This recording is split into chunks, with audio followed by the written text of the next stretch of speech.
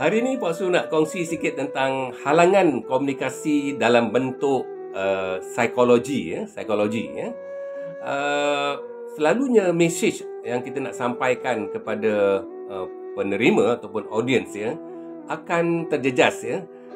Akan sukar untuk diterima atau mungkin disalah tafsir jika wujud ya halangan-halangan komunikasi dalam bentuk psikologi. Misalnya dari segi pemikiran ya, kalau audiens kita ataupun penerima mesej kita tu berfikiran negatif ya, terlalu negatif ya, jadi dia susah nak menerima ya pandangan kita, pendapat kita, maklumat yang kita berikan ya.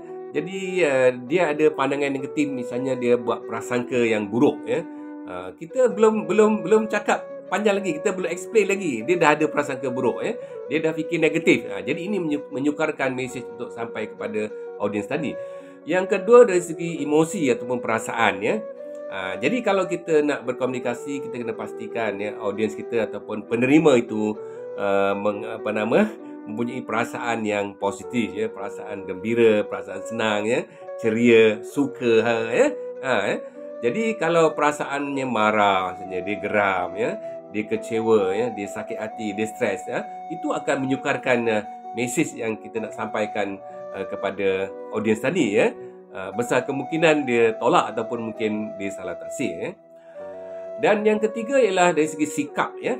Ini juga bentuk psikologi, sikap ya. Kadang-kadang ada audiens kita tu ya ada sikap negatif, sama ada tentang tajuk yang kita nak sampaikan ataupun dia punya sikap negatif terhadap peribadi kita ya.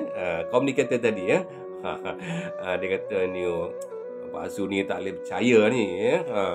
Dia sembang je. Jadi dia ada sikap negatif terhadap kita. Jadi itu juga menyukarkan mesej kita untuk sampai kepada audiens tadi ya. Sikap yang negatif tadi. Dan seterusnya dari segi psikologi boleh jadi juga disebabkan oleh ideologi ataupun kepercayaan ya yang dipegang oleh audiens tadi ya. Ini juga menyukarkan kita kerana dia ada ideologi yang memang dah tertanam ya dalam jiwanya ya, yang ini aku boleh terima, yang ni aku tak boleh terima. Ya. Jadi keadaan ideologi yang rigid begini juga menyukarkan mesej kita untuk sampai kepada audiens ya. Jumpa lagi. Terima kasih.